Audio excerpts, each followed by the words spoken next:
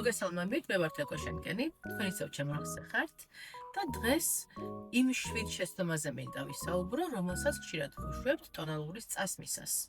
და თუ გვაინტერესებს, რატომ არ ჩნდება ჩვენი ტონალური ლამაზად, გთხოვთ ვიდეოს მოусმინეთ ბოლომდე.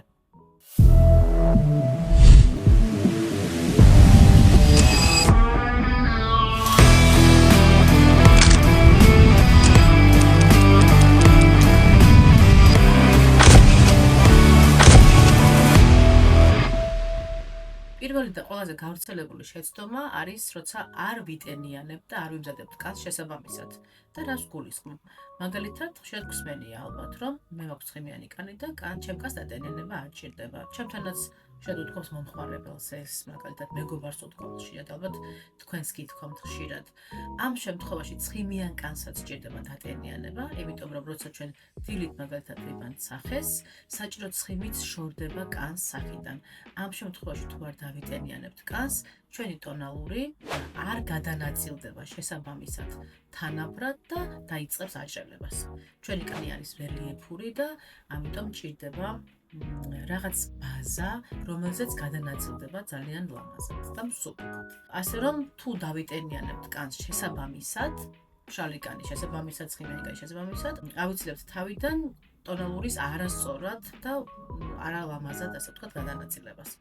თუ მაგალითად თქვენი კანი იქერცლება, როგორც აი ამ ფოტოზეა მოცემული, ამ შემთხვევაში ნიშნავს, რომ თქვენი კანი საჭიროებს ექსფოლიაციას და თქვენს რუტინაში უნდა ჩართოთ აუცილებლად რაიმე ამქერცლავი, ან ტონერი, ან შრატი. აი ნებისმიერ რაღაც შეგიძლიათ გამოიყენოთ აქედან თქვენი კანი შესაბამისი თავისთავად.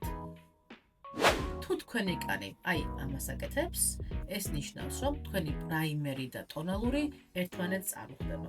ხშირ შემთხვევაში არის, რომ ტონალური ან პრაიმერი ბაზებით განსხვავდება ერთმანეთისგან და რას ნიშნავს ახლა ეს? ხანდახან ტონალური ან ბაზა დამზადებული არის წყლის ბაზაზე ან სილიკონის ბაზაზე. იმ შემთხვევაში თუ პრაიმერი და ტონალური სხვადასხვა ბაზაზეა დამზადებული, მაგალითად სილიკონი და წყალი ერთმანეთთან არ მუშაობს. ამ შემთხვევაში ხდება ხოლმე ზუსტად აი ასეთი შედეგი, როგორც თქვენ ფოტოზე ნახეთ. ამ შემთხვევაში საჭიროა, რომ ტონალურიც და ბაზაც აუცილებლად ერთი და იგივე ბაზაზე იყოს დამზადებული, ან წყალზე ორივე, ან სილიკონზე ორივე. შემდეგი და გავრცელებული შეცდომა ეს არის არასწორი ტექსტურით შერჩეული ტონალური და რას გულისხმობ? ჩვენ ყველას გვაქვს სხვადასხვანაირი ტექსტურის კანი. ზოგს მშრალი, ზოგს ცხიმიანი, ზოგს ფორებიანი, ზოგს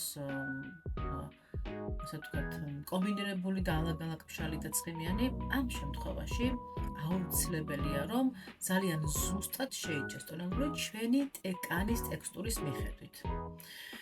აუცილებელია ასევე, რომ ჩვენვე შევარჩიოთ ტონალური დღის შუქზე და არ იყოს ტონალური ეს მეგობრის ან მეზობლის რჩევით შეძენილი, მას მოუხდა და მეც მომიხდება.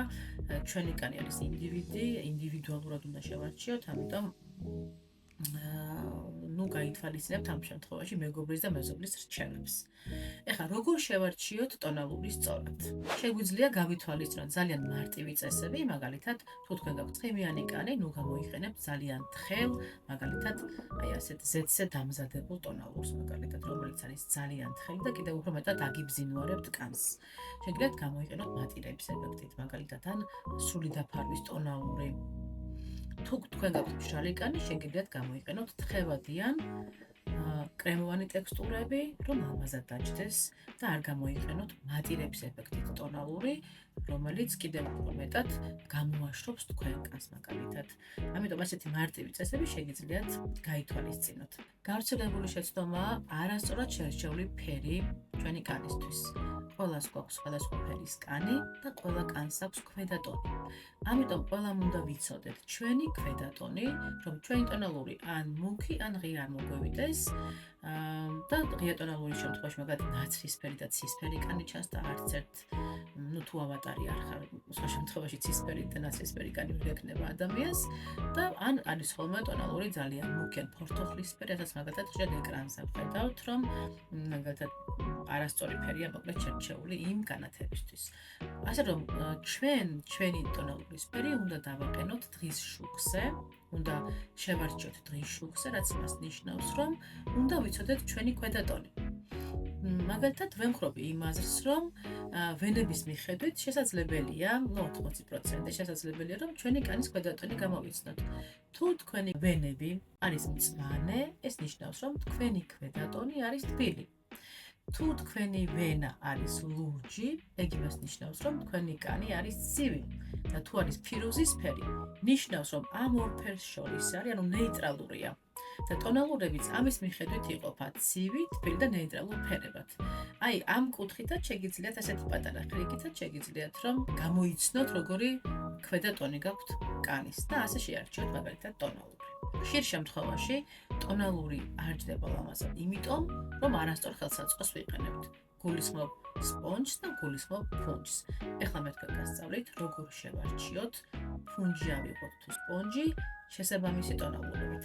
მაგალითად, იმ შემთხვევაში, თუ თქვენ გაქვთ ცხიმიანი კანი და ხმარობთ კრემოვან ტონალურს და ასეც უნდა იქცევდეთ, როგორ განვასხვავოთ მაგალითად ტონალური კრემოვანია თუ არა. ამ შემთხვევაში დავიდოთ ხელის ზურგზე, აი ასე.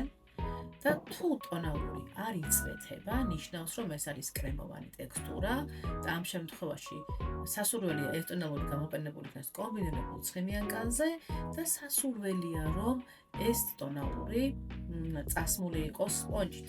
ძალიან ლამაზად დაჯდება სპონჯით. იმ შემთხვევაში, თუ მაგალითად ტონალური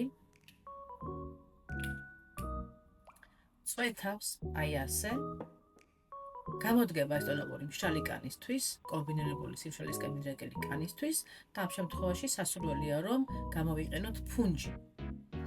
ამ ორი ხელსაწყოს დახმარებით შეგიძლიათ თქვენ, რომ შედარებით უკეთესი ფაქტურა მიიღოთ ტონალურის, იმედია დაგეხმარებათ ეს გავრცელებული შეცდომების ცოდნა იმის ცოდნაში, რომელი შეცდომა არ უნდა დაუშვათ.